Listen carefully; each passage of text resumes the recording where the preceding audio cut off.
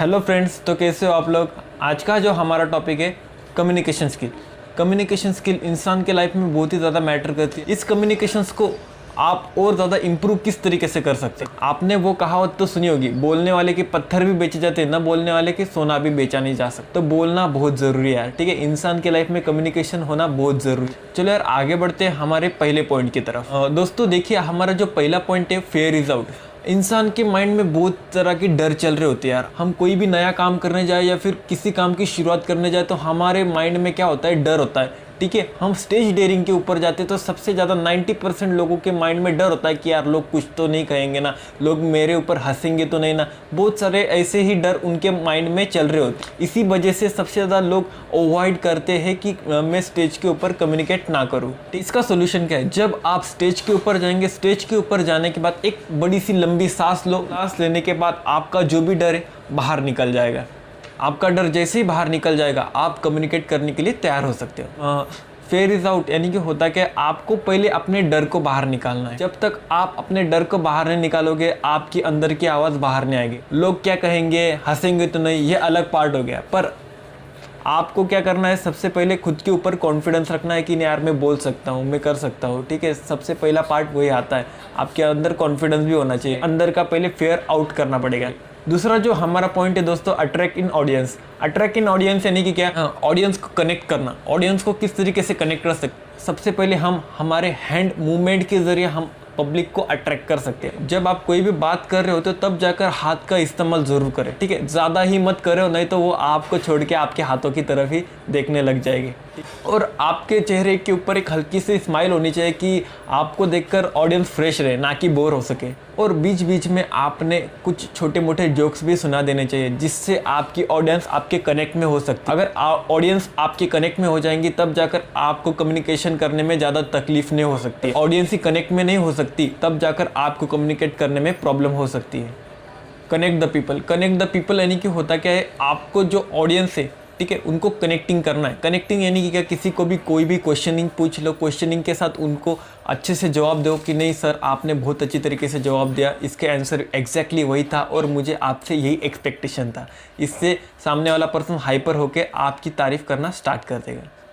अगला जो हमारा पॉइंट है, step by step open the point. Step by step open the point यानी कि क्या, जो भी आपको बोलना है स्टेज के ऊपर जाकर, तो उसकी आपको स्टेप बाय स्टेप ऑडियंस के सामने वो स्क्रिप्ट प्रेजेंट करना पड़ेगा, ठीक है। तो वो स्क्रिप्ट किस तरीके से प्रेजेंट किया जाए, सबसे पहला जो आपका पॉइंट होता है ना, उस पॉइंट के ऊपर अच्छी तरीके से एक कम्युनिकेशन बना लो कि यार मुझे इतना बोलना है, इतना बोलने का, मुझे पब्लिक से बात करनी है। बात करने के बाद मुझे उनको कुछ ना कुछ क्वेश्चनिंग करने, कुछ ना कुछ डाउट्स पूछने, और डाउट्स पूछने के बाद मुझे हल्का सा लास्ट में एक जोक सुनाना है। जोक्स यानी कि कुछ भी अलग सा जोक नहीं, उसके ऊपर ही कुछ ना कुछ सुना दो यार। Step by step open the point, इसका मीनिंग एग्जैक्टली यही होता है कि आपको अपने पॉइंट को स्टेप बाय स्टेप शो करना है, ठीक है। स्टेप बाय स्टेप शो करने से पहले आपको पहले ऑडियंस को समझना होगा कि यार ये ऑडियंस किस तरीके से, आपको उस तरीके से ऑडियंस में पहले मैच होना पड़ेगा।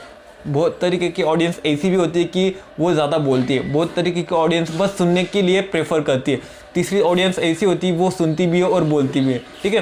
तो ये तीनों कैटेगरी आपको समझनी पड़ेगी। जब जाकर आप ये तीनों कैटेगरी समझ जाओगे तो आपको ऑडियंस समझ में आ जाएगी कि ये ऑडियंस किस तरीके से, तो आप उस तरीके से आपके ऑडियंस को ट्रीट कर सकते हो। और इसमें एक पॉइंट है, आप पॉइंट समझा रहे हो, वो समझाने के बाद आपको एक एग्जाम्पल बताना है, तो उस एग्जाम्पल से सामने वाले पर्सन को अच्छी तरीके से बात समझ में आ जाएगी। हम एग्जाम्पल के तौर पर लेते हैं रमेश और सुरेश को, ठीक है। रमेश होता है कम बोलने वाला, सुरेश होता है ज़्यादा बोलने वाला, ठीक है। और सुरेश और रमेश दोनों बाजार में जाते हैं, ठीक है। दोनों ने मटके का दुकान लगाया होता है। कस्टमर्स आना स्टार्ट हो जाते तो रमेश बहुत निराश हो जाता है कि यार मेरे मटके ही बेचे नहीं जा रहे, मेरे मटके ही नहीं बेचे जाते। तब जाकर सुरेश का जो बिजनेस है वो बहुत अच्छी तरीके से चल रहा होता है। वो कस्टमर को बहुत अच्छी तरीके से कन्विंस करना जानता था, क्योंकि उसको पता था कि ज़्यादा बोलने से मैं कस्टमर को कन्विंस कर सकता हूँ। तो इस तरीके से आप भी एग्जाम्पल क्रिएट करके सामने वाले ऑडियंस को समझा सकते हो, तो उस तरीके से ऑडियंस को सबसे ज़्यादा समझ आ सकता है। सुरेश ने जब रमेश से कहा कि यार तुझे अगर मार्केट में तुझे घड़ा बेचना है, तुझे मटका अगर बेचना है, तो तुझे सबसे ज़्यादा क्या करना पड़ेगा, कम्युनिकेट करना पड़ेगा। कम्युनिकेट करोगे, ऑडियंस को समझोगे, ऑडियंस को समझने के बाद उनको अच्छी तरीके से उनका बेस्ट प्राइस में अगर आप बेच सकते हो तो उस ऑब्वियसली वो कस्टमर तुझसे वो मटका परचेस कर लेगा। और एग्जाम्पल सेट करने के बाद आपकी ऑडियंस आपसे बोर भी नहीं हो सकती दोस्त, ठीक है। तो एग्जाम्पल बहुत ज़रूरी होता है मोस्ट ऑफ ऑल कम्युनिकेशन में। तो दोस्तों हमने आज देखे टोटल 3 पॉइंट।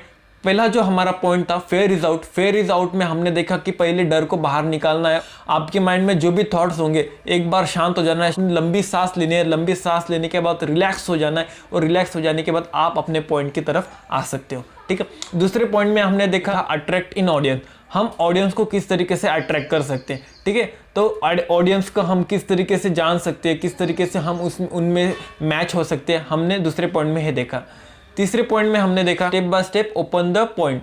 मतलब आप किस तरीके से स्टेप बाय स्टेप कम्युनिकेट करके अच्छे तरीके से उनको एग्जाम्पल सेट करके समझा रहे हो, ठीक है। आपका इस तरीके से अगर आप ये तीनों पॉइंट यूज करते हो तो आपका ऑब्वियसली कम्युनिकेशन बेस्ट हो सकता है। और कम्युनिकेशन बेस्ट होने के साथ आप अच्छी तरीके से बातचीत भी कर सकते हो। आपका सेशन भी बहुत ही ज़्यादा बढ़िया हो सकता है। फिलहाल आज के लिए इतना ही दोस्तों। अगर मेरा ये वीडियो आपको अच्छा लगा तो इस वीडियो को लाइक कीजिए, इस वीडियो को शेयर कीजिए अपने फ्रेंड के साथ जिनके साथ जो ज़्यादा बोलते नहीं हैं और उनको ज़्यादा स्टेज के ऊपर जाने से डर लगता है। तो अगर ये वीडियो उनके लिए हेल्पफुल हो सकता है, ठीक है। चैनल का सब्सक्राइब कीजिए। ऐसे आने वाली वीडियोस के लिए बने रहिए मेरे साथ।